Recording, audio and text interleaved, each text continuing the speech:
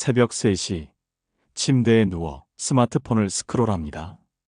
인스타그램 피드에는 행복한 사람들로 가득합니다. 누군가는 승진했고, 누군가는 완벽한 연인과 함께 있고, 누군가는 꿈 같은 여행지에 있습니다. 당신은 화면을 끄고 천장을 봅니다. 왜 나만 이럴까? 이 질문이 가슴을 짓누릅니다. 내일도 출근해야 하고, 밀린 업무가 기다리고, 통장 잔고는 늘 부족합니다. 행복은 언제나 저 멀리 있는 것 같습니다. 우리는 역사상 가장 풍요로운 시대를 살고 있습니다.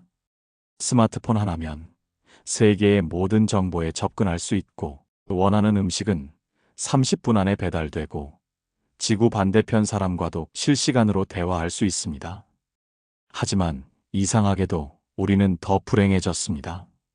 2025년 현재 한국의 우울증 환자는 매년 증가하고 있고, 20대, 30대의 번아웃은 이제 흔한 이야기가 되었습니다.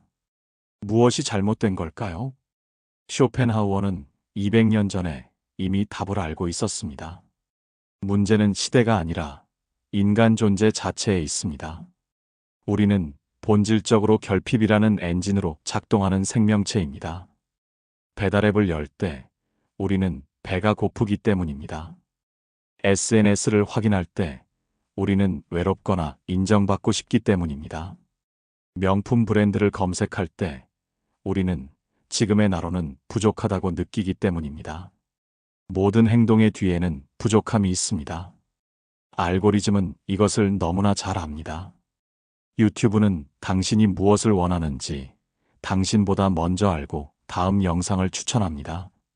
쿠팡은 당신이 필요로 할 물건을 미리 보여줍니다. 넷플릭스는 다음 에피소드를 자동으로 재생합니다. 우리는 끊임없이 무언가를 소비하지만 이상하게도 채워지지 않습니다. 영상을 보고 나면 공허함이 남고, 물건을 사고 나면 다음 물건이 눈에 들어오고, 드라마를 다 보고 나면 다시 무료함이 찾아옵니다. 쇼펜하우어가 말한 의지는 오늘날의 언어로 하면 알고리즘화된 욕망입니다. 우리는 진정으로 무엇을 원하는지도 모른 채 끊임없이 다음을 원합니다. 다음 게시물, 다음 상품, 다음 성취, 다음 관계. 우리 뇌는 도파민 중독에 시달리고 우리 마음은 언제나 지금 여기가 아닌 다음에 가 있습니다. 커리어를 생각해 봅시다. 취업준비생은 합격만 하면 행복할 거라고 믿습니다. 실제로 합격하면 짧은 기쁨이 옵니다. 하지만 일주일이 지나면 그것은 당연해지고 이제 승진이 눈에 들어옵니다. 승진하면 더 높은 직급이 보이고 임원이 되면 CEO를 꿈꿉니다. 끝이 없습니다. 어느 단계에 도달해도 만족은 오지 않습니다. 쇼펜하우어가 말했듯 의지는 결코 만족하지 않습니다. 왜냐하면 의지의 본질이 아직 아님, 즉 결핍이기 때문입니다. 연애도 마찬가지입니다. 솔로일 때는 연인만 생기면 행복할 것 같습니다. 데이팅 앱을 스와이프하고 소개팅에 나가고 이상형을 찾아 헤맵니다. 실제로 연인이 생기면 처음 몇 달은 황홀합니다. 하지만 시간이 지나면 그 설렘은 익숙함으로 변합니다. 이제 상대의 단점이 보이기 시작하고 다툼이 생기고 이 사람이 정말 내 운명일까? 라는 의심이 듭니다. 완벽한 사랑이라는 환상과 현실 사이의 간극에서 우리는 또다시 불만족을 경험합니다. 소셜미디어는 이 불만족을 극대화합니다. 우리는 타인의 하이라이트리를 보며 우리의 일상과 비교합니다. 친구는 유럽 여행 중이고, 동료는 또 승진했고, 동창은 결혼해서 예쁜 집에 살고 있습니다. 우리는 자신의 뒤처진 삶을 확인하며 좌절합니다. 하지만 그들도 똑같습니다.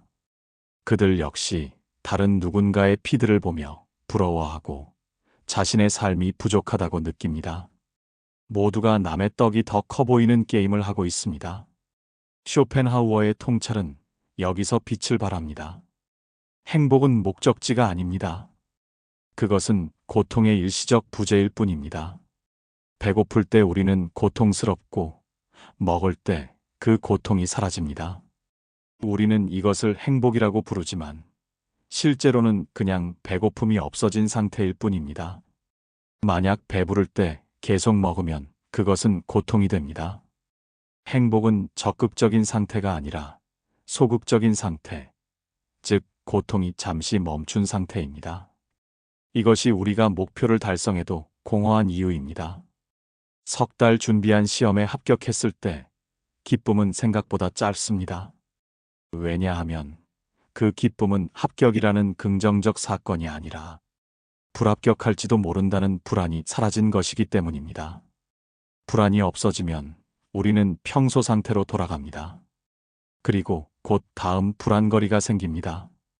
현대인의 삶은 고통과 권태 사이에 끝없는 스와이프입니다. 야근에 시달릴 때 우리는 고통스럽습니다. 휴가만 오면 이라고 생각합니다. 실제로 휴가가 오면 처음 이틀은 좋습니다. 하지만 사흘째부터 무료함이 찾아옵니다.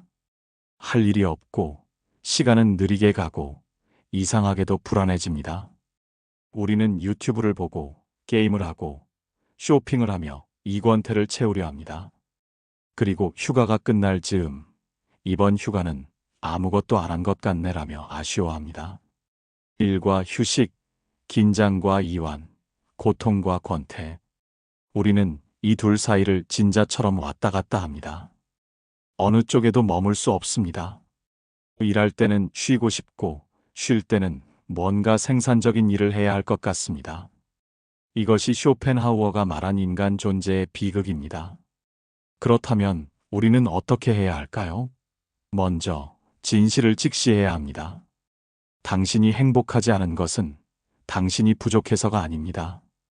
당신의 커리어가 문제여서도, 당신의 외모가 문제여서도, 당신의 통장 잔고가 문제여서도 아닙니다. 행복하지 않은 것이 정상입니다. 고통이 디폴트이고 행복은 예외입니다. 이것을 받아들일 때 우리는 왜 나는 행복하지 않을까? 라는 잘못된 질문에서 벗어날 수 있습니다. 올바른 질문은 어떻게 하면 불필요한 고통을 줄일 수 있을까? 입니다. 모든 고통을 없앨 수는 없지만 우리가 스스로 만들어내는 고통은 줄일 수 있습니다. SNS를 열 때마다 느끼는 열등감, 타인과 비교하며 느끼는 초조함, 가지지 못한 것에 집착하는 갈망. 이런 것들은 실제로 우리 생존에 필요한 것이 아닙니다. 이것들은 현대사회가 우리에게 주입한 인위적 욕망입니다. 쇼펜하우어의 첫 번째 처방은 예술입니다. 하지만 오늘날 우리가 소비하는 대부분의 콘텐츠는 예술이 아니라 자극입니다. 쇼폼 영상, 릴스, 틱톡, 이것들은 우리에게 도파민을 주지만 평화를 주지는 않습니다. 진정한 예술은 우리를 욕망에서 해방시킵니다. 좋아하는 음악을 들으며 눈을 감을 때, 미술관에서 그림 앞에 오래 서 있을 때, 깊이 있는 영화를 보고 나서 여운에 잠길 때, 우리는 무언가를 원하는 나에서 잠시 벗어납니다. 이 순간이 중요합니다. 우리가 무언가를 소유하거나 성취하려는 충동 없이 순수하게 감상하는 순간입니다. 음악을 들으며 이 곡을 내 플레이리스트에 추가해야지라고 생각하는 순간, 우리는 다시 욕망의 영역으로 돌아갑니다. 하지만 그냥 음악에 몸을 맡기고 멜로디가 흐르는 대로 느낄 때 우리는 자유롭습니다. 이것이 예술이 주는 선물입니다. 하지만 현실적으로 우리는 미술관에 매일 갈 수도 클래식 음악만 들을 수도 없습니다. 그래서 더 실천적인 방법이 필요합니다. 쇼펜하우어의 두 번째 처방인 연민은 오늘날의 언어로 하면 공감입니다. 하지만 SNS 시대의 공감은 피상적입니다. 좋아요 버튼을 누르고 힘내세요라는 댓글을 다는 것은 진정한 연민이 아닙니다. 진정한 연민은 타인의 고통을 내 것처럼 느끼는 것입니다. 지하철에서 지친 얼굴로 졸고 있는 직장인을 보며 저 사람도 힘들겠구나라고 느낄 때, 편의점에서 밤늦게 일하는 알바생을 보며 저 사람도 각자의 사연이 있겠지라고 생각할 때 우리는 연민을 경험합니다. 이 순간 우리는 나라는 감옥에서 잠시 벗어납니다. 역설적이게도 타인의 고통에 공감할 때 우리 자신의 고통이 줄어듭니다. 자기 연민에 빠져 왜 나만 이렇게 힘들까? 라고 생각할 때 우리는 가장 불행합니다. 하지만 모두가 힘들구나. 나만 힘든 게 아니구나 라고 깨달을 때 우리는 외롭지 않습니다. 우리는 같은 고통을 공유하는 거대한 공동체의 일부입니다. 세 번째 처방은 욕망의 최소화입니다. 쇼펜하우어는 완전한 금욕을 이야기했지만 현대를 사는 우리에게는 현실적이지 않습니다. 대신 우리는 불필요한 욕망을 구별할 수 있습니다. 진정으로 내가 원하는 것과 사회가 나에게 원하라고 주입한 것을 구분하는 것입니다. 최신 아이폰이 나왔을 때 당신은 정말 그것이 필요한가요? 아니면 그것을 가진 다른 사람들을 보며 뒤처진다고 느끼는 것일까요? 명품 가방을 사고 싶을 때 그것은 진정으로 당신을 기쁘게 할까요? 아니면 그것을 들고 다니며 타인에게 보여주는 순간을 상상하고 있는 것일까요? 이런 질문을 던질 때 우리는 많은 욕망이 실제로는 우리의 것이 아님을 깨닫습니다. 미니멀리즘이 2025년에도 여전히 인기 있는 이유가 여기에 있습니다. 사람들은 물건을 버리는 것이 아니라 욕망을 버리고 싶어 합니다. 정리된 공간은 정리된 마음을 만듭니다. 소유가 적을수록 걱정도 적어집니다. 물건을 관리하고 보호하고 업그레이드하는 데 드는 에너지가 사라질 때 우리는 진정으로 중요한 것에 집중할 수 있습니다. 하지만 가장 어려운 것은 디지털 욕망입니다. 우리는 물리적 소유는 줄일 수 있지만 정보와 경험에 대한 욕망은 끝이 없습니다. 포모 피어 오브 미싱 아웃, 즉 놓칠까봐 두려움은 현대인의 고유한 고통입니다. 모두가 가본 맛집에 나도 가야 할 것 같고 모두가 본 드라마를 나도 봐야 할 것 같습니다. 그리고 인터넷에서 빠르게 퍼지는 유행하는 콘텐츠를 나도 알아야 할 것 같습니다. 이 압박에서 벗어나는 것이 현대판 금욕입니다. 디지털 디톡스라는 말이 유행하는 이유입니다. 하루에 1시간 또는 주말 하루만이라도 스마트폰을 완전히 꺼보십시오. 처음에는 불안할 것입니다. 뭔가 중요한 메시지를 놓치고 있는 것 같고 세상과 단절된 것 같은 느낌이 들 것입니다.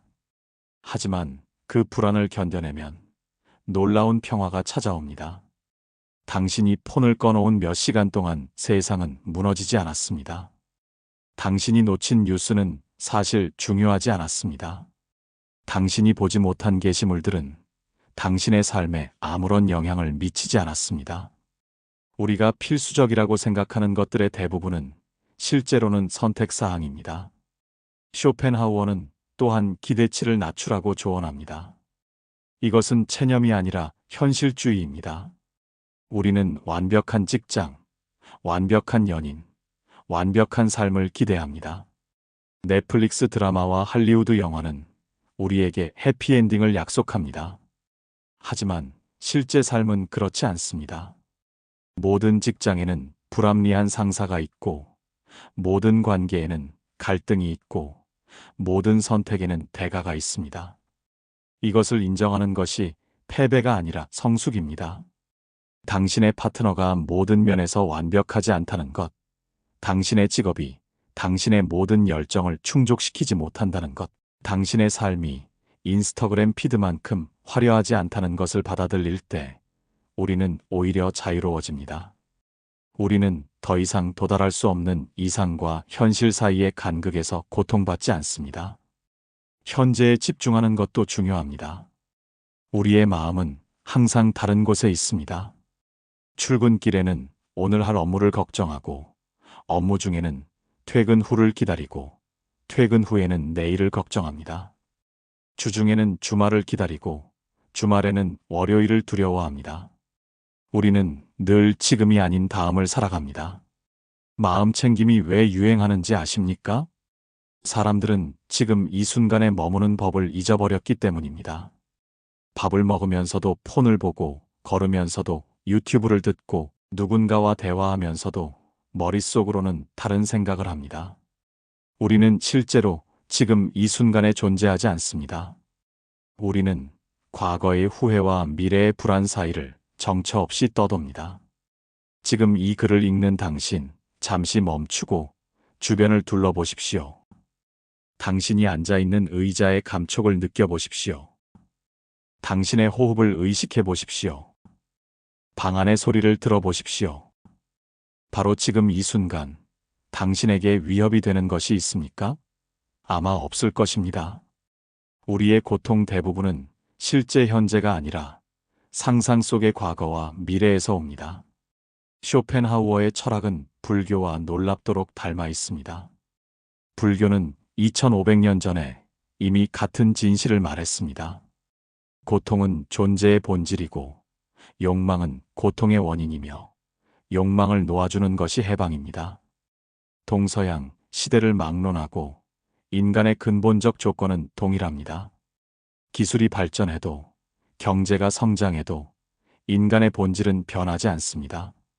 2025년 우리는 AI와 대화하고 메타버스에 접속하고 전기차를 타고 다닙니다. 하지만 우리는 여전히 사랑받고 싶어하고 인정받고 싶어하고 의미를 찾고 싶어합니다. 우리는 여전히 외롭고 불안하고 죽음을 두려워합니다. 쇼펜하우어가 살았던 19세기나 지금이나 인간 존재의 근본은 같습니다. 그렇다면 우리는 어떻게 살아야 할까요? 쇼펜하우어는 우리에게 환상을 버리라고 말합니다. 행복한 삶이라는 환상, 영원한 사랑이라는 환상, 완벽한 성공이라는 환상을 버리십시오. 이 환상들이 우리를 노예로 만듭니다. 우리는 도달할 수 없는 목표를 향해 끝없이 달리며 스스로를 소진시킵니다. 대신 현실을 받아들이십시오. 삶은 불완전합니다. 당신도 불완전하고 당신의 주변 사람들도 불완전하고 세상도 불완전합니다. 이것을 인정하는 것이 냉소가 아니라 지혜입니다. 우리가 불완전함을 받아들일 때 우리는 더 이상 완벽을 강요받지 않습니다. 우리는 실수할 수 있고 약할 수 있고 때로는 무너질 수도 있습니다. 그것이 인간입니다. 이 수용은 우리를 더 자유롭게 만듭니다. 우리는 타인의 시선으로부터 자유로워집니다. 페이스북에 매일 성공 스토리를 올리는 사람들, 인스타그램에 완벽한 일상을 공유하는 사람들, 그들 역시 스크린 뒤에서는 같은 고통을 겪고 있습니다. 모두가 가면을 쓰고 있습니다. 당신만 힘든 것이 아닙니다. 작은 것에 감사하는 법을 배우십시오. 거창한 행복을 기다리지 마십시오. 아침에 마시는 따뜻한 커피, 퇴근길에 보는 노을, 친구와 나누는 농담, 주말 아침의 늦잠, 이런 소소한 순간들이 실제로 우리 삶을 구성합니다. 승진이나 결혼 같은 큰 사건들은 1년에 한두 번 일어나지만 이런 작은 순간들은 매일 일어납니다. 하지만 우리는 이런 순간들을 당연하게 여깁니다. 우리는 더 크고 화려한 것을 쫓느라 지금 여기에 있는 작은 행복을 놓칩니다. 쇼펜하우어가 말했듯이 행복은 고통의 부재입니다. 당신이 아프지 않고 배고프지 않고 위험하지 않은 이 순간, 그것이 이미 행복입니다. 단지 우리가 알아차리지 못할 뿐입니다. 현재 우리에게 필요한 것은 더 많은 성취가 아니라 더 깊은 이해입니다. 우리는 충분히 가지고 있습니다. 우리는 역사상 어느 왕보다 더 많은 정보와 오락과 편의를 누립니다. 하지만 우리는 행복하지 않습니다. 왜냐하면 우리가 행복을 잘못된 곳에서 찾고 있기 때문입니다. 행복은 소유가 아니라 존재의 방식입니다. 그것은 무엇을 가지느냐가 아니라 어떻게 바라보느냐의 문제입니다. 같은 상황도 어떤 사람에게는 지옥이고 어떤 사람에게는 천국입니다. 차이는 외부 조건이 아니라 내부 태도에 있습니다. 쇼펜하우어는 비관주의자로 알려져 있지만 그의 철학은 실은 해방의 철학입니다. 그는 우리에게 거짓된 희망을 주지 않습니다. 대신 그는 우리에게 진실을 줍니다. 그리고 진실은 비록 쓰라릴지라도 우리를 자유롭게 합니다. 우리가 삶의 본질을 이해할 때 우리는 더 이상 불가능한 것을 추구하며 스스로를 학대하지 않습니다. 당신이 오늘 느끼는 불안, 공허함, 불만족은 당신만의 것이 아닙니다. 지하철의 모든 사람, 회사의 모든 동료, 화면 너머의 모든 사람이 같은 것을 느낍니다. 우리는 모두 같은 배를 타고 있습니다. 이 배는 행복의 나라로 가지 않습니다. 이 배는 그냥 떠다닙니다. 하지만 우리는 함께 있습니다. 그리고 그것만으로도 의미가 있습니다. 서로에게 친절하십시오. 모두가 보이지 않는 짐을 지고 있습니다. 택시 기사의 무뚝뚝함 뒤에, 카페 직원의 지친 미소 뒤에, 동료의 날카로운 말투 뒤에는 각자의 고통이 있습니다. 우리가 서로의 고통을 이해할 때 우리는 덜 외롭습니다. 그리고 자신에게도 친절하십시오. 당신은 완벽할 필요가 없습니다. 당신은 항상 생산적일 필요가 없고, 항상 긍정적일 필요가 없고, 항상 성공할 필요가 없습니다. 때로는 쉬어도 되고, 슬퍼해도 되고, 아무것도 하지 않아도 됩니다. 그것이 인간입니다. 쇼펜하우어의 메시지는 결국 이것입니다. 삶은 당신이 생각하는 것만큼 심각하지 않습니다. 모든 고통도, 모든 성공도 결국은 지나갑니다. 우리가 너무 심각하게 받아들이는 것들의 대부분은 10년 후에는 기억조차 나지 않을 것입니다. 승진 탈락, 연애 실패, 시험 낙방, 그 순간에는 세상이 무너지는 것 같지만 시간이 지나면 그저 지나간 일이 됩니다. 이것을 알 때 우리는 더 가볍게 살 수 있습니다. 우리는 실패를 두려워하지 않아도 되고, 타인의 평가에 일희일비하지 않아도 되고, 모든 것을 완벽하게 하려고 애쓰지 않아도 됩니다. 삶은 하나의 거대한 실험입니다. 실패해도 괜찮습니다.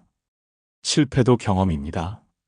2025년 12월, 우리는 또 한 해의 끝을 향해 갑니다. 올해 초에 세웠던 목표들을 얼마나 달성했습니까? 아마 절반도 안 될 것입니다. 그래도 괜찮습니다. 당신은 여전히 여기 있고, 숨 쉬고 있고, 이 글을 읽고 있습니다. 그것으로 충분합니다. 다음 해에도 새로운 목표를 세울 것입니다. 그리고 아마 또 절반도 달성하지 못할 것입니다. 하지만 그 과정에서 당신은 성장할 것이고, 배울 것이고, 살아있음을 느낄 것입니다. 완벽한 삶은 없습니다. 하지만 의미 있는 삶은 가능합니다. 그리고 의미는 거창한 성취가 아니라 매일매일의 작은 선택에서 옵니다.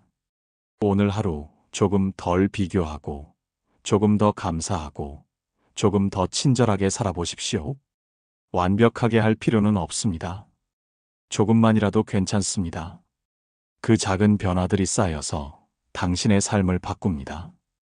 쇼펜하우어는 우리에게 희망을 주지 않지만 평화를 줍니다. 그리고 많은 경우 평화가 희망보다 낫습니다. 희망은 우리를 미래로 끌고 가지만 평화는 우리를 현재에 머물게 합니다. 지금 이 순간 당신은 안전합니다. 지금 이 순간 당신은 살아 있습니다. 지금 이 순간이 전부입니다. 이 이야기가 여러분의 마음에 조금이나마 위안이 되었기를 바랍니다. 혼자가 아니라는 것, 당신이 느끼는 고통이 정상이라는 것, 그리고 완벽하지 않아도 괜찮다는 것을 기억하세요. 이런 깊은 성찰과 통찰이 도움이 되셨다면 구독과 좋아요로 함께 해주세요. 여러분의 작은 관심이 더 많은 철학적 이야기를 나눌 수 있는 힘이 됩니다. 다음에도 우리 시대를 살아가는데 필요한 지혜를 함께 탐구하겠습니다. 오늘도 수고하셨습니다.